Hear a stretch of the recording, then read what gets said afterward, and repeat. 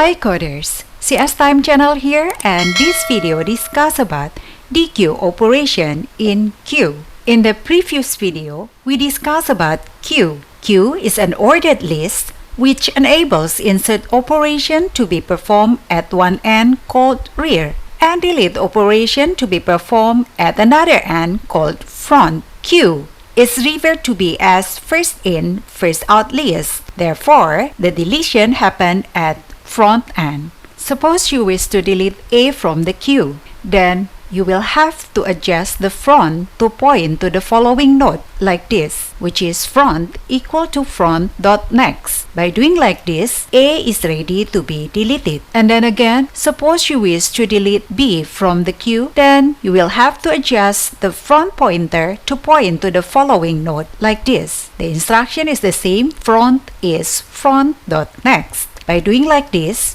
you are ready to delete B. And if you are in the last node, the queue consists only one node, then front and rear will point to the same node. The same thing happens when the last node has been deleted, then front and rear will point to null. Let's see the Java implementation. This is what we wrote in the previous video. We wrote the queue class code. It consists of two pointers, front and rear, and we also have one variable to record the size of the queue. And then we also create the class for the node like this. It has two fields. The first one is the data that we declare it as character, and then we also have pointer next that we declare it as the list node itself. And then we initialize the node where the data we initialize it with the data from the formal parameters, and then the next pointer we initialize it with null. We also do initialization for the queue where the front and rear we initialize it with null, and the length of the queue we initialize it with 0. We also write the code for the size of the queue as well as a method for checking if the queue is empty or not that return boolean. And then the last method we wrote is enqueue method, a method to insert the node to the queue. Let's test this program. To be able to test this program, then we need to create the object for the queue. So we will create the object for the queue, and then we will insert a character here, and then C. We will need to create a print method here. We have to check if it's empty or not, because we have the isEmpty method here. If it's empty, then we will just return. Otherwise, we will just create the node first. We tell it to point to front, and then we will ask the current to move from the first node to another node. So we will check. If it's not null, then we tell it to move. So we will display current data here. And then for the visualization, I will just put arrow sign to point to the next node.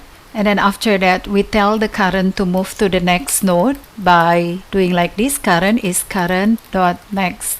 Once we are out from the loop, the current equal to null. When the current equal to null, then we will print null. So we'll just print null here. Now queue.print. Okay, let's see the result. A, B, C, and then point to the null. Now let's write the dequeue method. It will return character because our data is character. And then we will check if it's empty. We will just call the isEmpty method.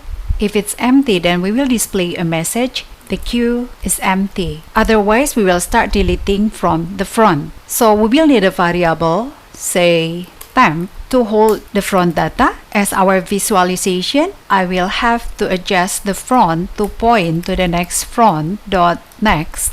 And then if the front equal to null or empty, then the rear will point to null. Since the pointer already moved to the next node, so the length of the queue will be reduced by 1. And then our return value is the temp. Now let's see the dequeue method. We will call it queue. When we delete one, then we will see the result, queue print. So here is the result. At first, our data is A, B, C, and then we displayed A, B, C. after insertion. And then we call the Dequue method. Let's see the Dequue method here. At first, it will check if the queue is empty or not. Since our queue is not empty, so it will skip this.